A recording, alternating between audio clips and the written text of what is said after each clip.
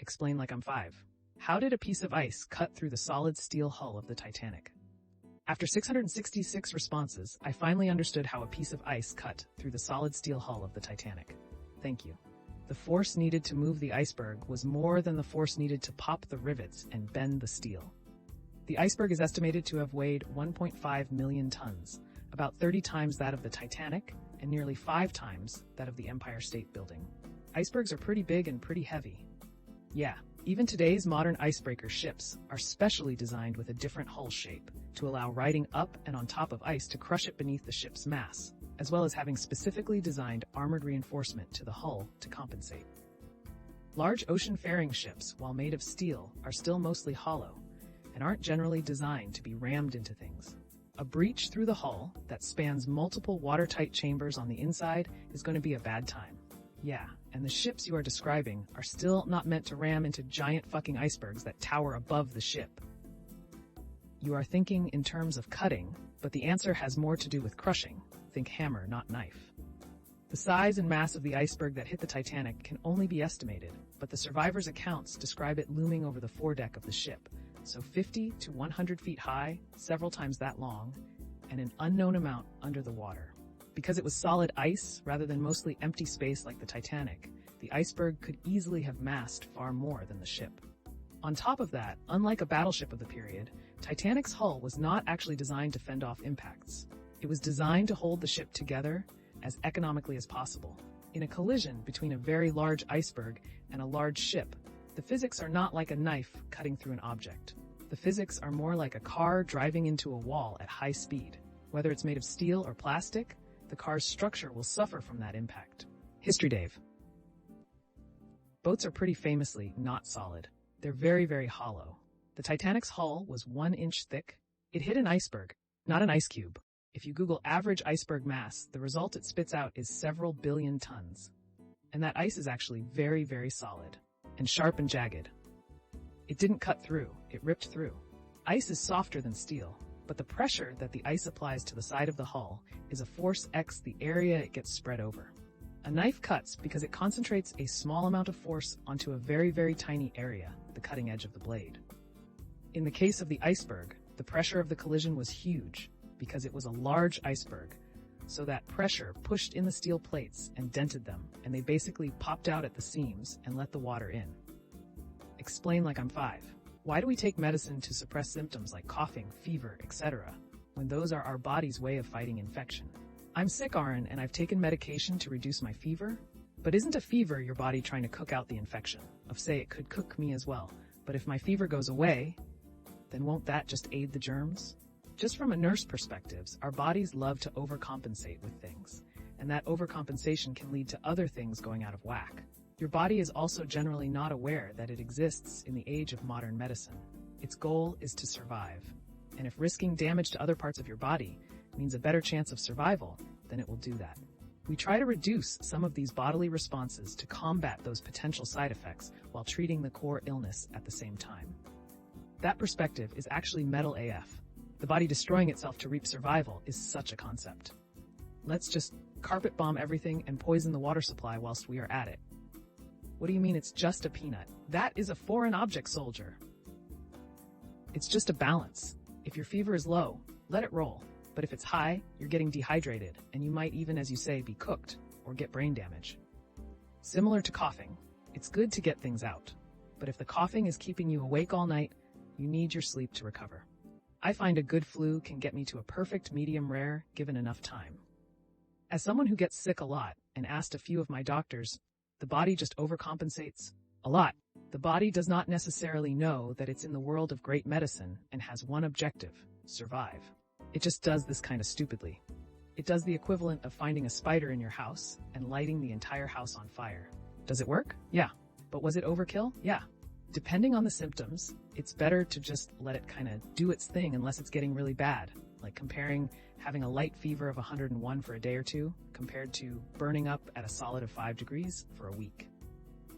Good to find a good balance. The body is still trying to do its thing, but if it's straight trying to kill you, then yeah, it's good to take something for it. Every symptom has a reason, but sometimes the symptoms start making life a lot harder. Explain, like I'm 5, why can't we kill tornadoes before it does too much damage? Can a big shockwave disrupt a tornado and cease its formation? Sure, but that shockwave would typically be called an explosion. There is a shortage of majors willing to protect their town from a tornado with a massive multi-block destroying explosion. The path of a tornado is very thin, so a wide area effect would cause more harm than the tornado. The energy in a large thunderstorm is enormous, and when dealing with that amount of energy, it's very difficult to just make it go away. Getting some major nuke the hurricane vibes here. I do kind of want to see a nuclear firenado. Perhaps we can add sharks to the mix too, with friggin' laser beams attached to their heads. You're a good idea machine. Not without doing more damage than the tornado would. The thing that causes tornadoes is to have hot air underneath cold air. The hot air rises, the cold air sinks, and the air near the ground gets sucked towards the rising area. As this happens, the air keeps its angular momentum it started with, but because the radius is decreasing a lot, the angular velocity has to increase. A gentle rotation can become very violent. Others have answered the questions about why you shouldn't just try and bomb a tornado, but there is another really important aspect. Tornadoes actually don't cause that much damage.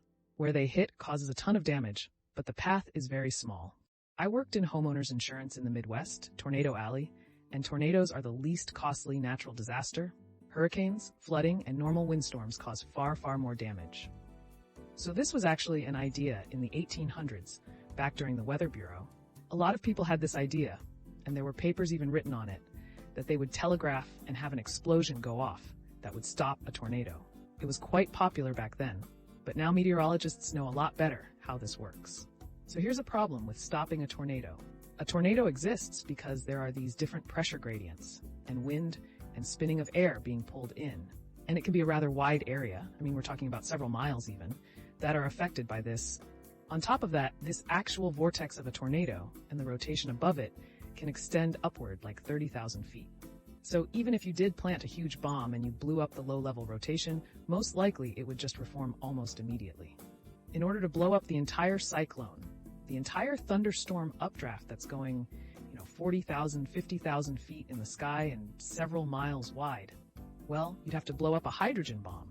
You'd have to, an incredible amount of power that would tear apart any updraft and kill the thunderstorm.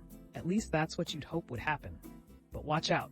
Thunderstorms exist for a reason. The entire atmosphere is unstable and there is lift, so you might just end up with a thunderstorm again and a radioactive tornado. Obviously, that would be more destructive than any tornado in history. So you remember when Trump wanted to nuke the hurricane? Even a small supercell tornado can have a large depth and a large area of pressure acting on it that would be virtually unaffected by any conventional explosives. Simply the amount of energy needing to stop a tornado is not worth it. Explain like I'm 5.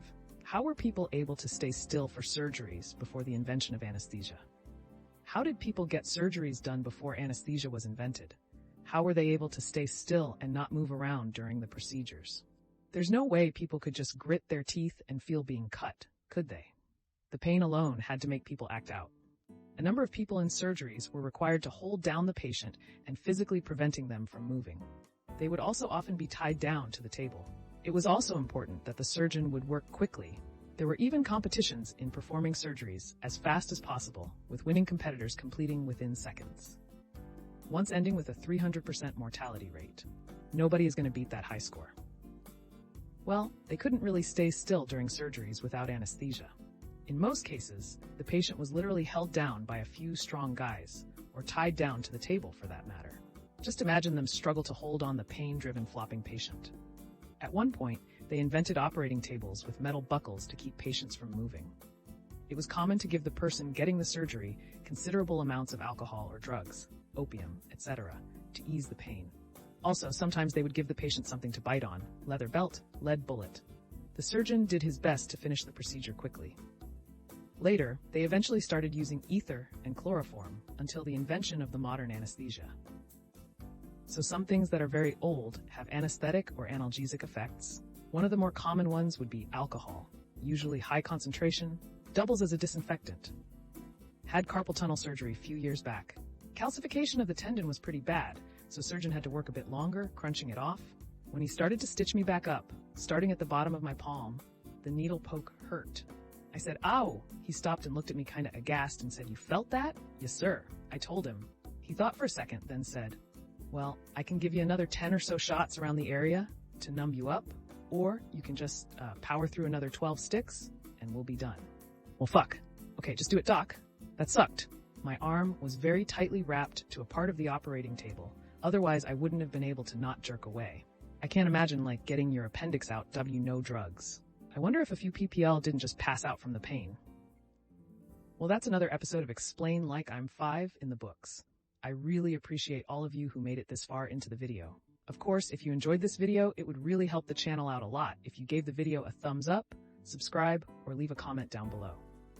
I hope that you enjoyed it, and I'll see you next time.